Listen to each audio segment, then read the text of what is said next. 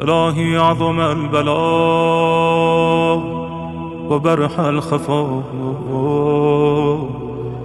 وانكشف الغطاء وانقطع الرجاء، أضاقت الأرض ومنعت السماء، وأنت المستعان وإليك المشتكى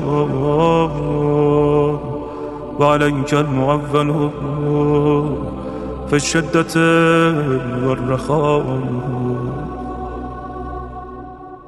اللهم صل على محمد وآل محمد أولي الأمر الذين فرضت علينا طاعتهم وعرفتنا بذلك منزلتهم، ففرج عنا بحقهم فرجا عاجلا قريبا كلمح البصر أو هو أقرب.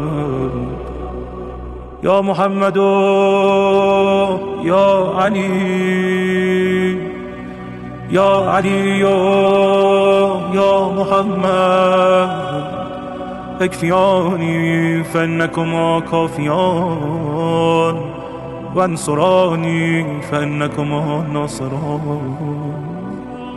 يا مولانا يا صاحب الزمان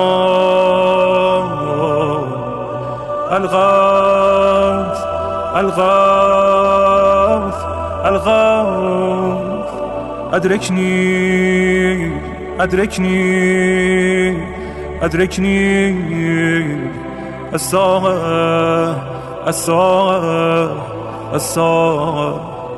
العجب العجب العجب يا أرحم الراحمين بحق محمد وآله الطاهرين.